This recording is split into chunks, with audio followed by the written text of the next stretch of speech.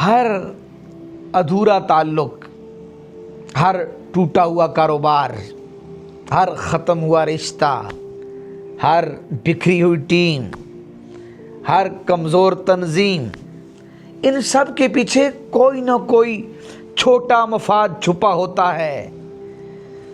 کوئی تھوڑے سے پیسے کے لیے جھوٹ بول جاتا ہے، کوئی تھوڑی سی تعریف کے لیے اصول توڑ دیتا ہے، کوئی وقتی فائدے کے لیے بڑے مقصد کو مار دیتا ہے، اور پھر لوگ کہتے ہیں ہمیں کامیابی نہیں ملی۔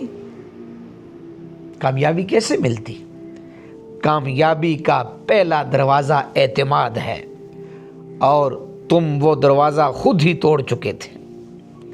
نتیجہ عرض کرنا چاہتا ہوں، اعتماد یہ وہ نعمت ہے جو ایک بار ٹوٹ جائے تو واپس آ بھی جائے تو پہلے جیسی نہیں رہتی۔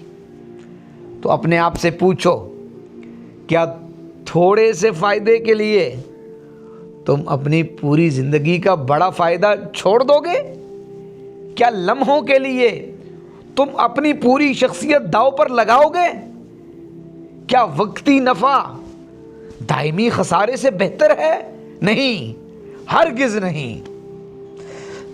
اختتامی پیغام عرض کرنا چاہتا ہوں، اپنے مفاد سے پہلے اپنا کردار دیکھو، اپنے فائدے سے پہلے اپنی سچائی دیکھو، کیونکہ انسان فائدوں سے نہیں جیتتا، انسان اعتماد سے جیتتا ہے۔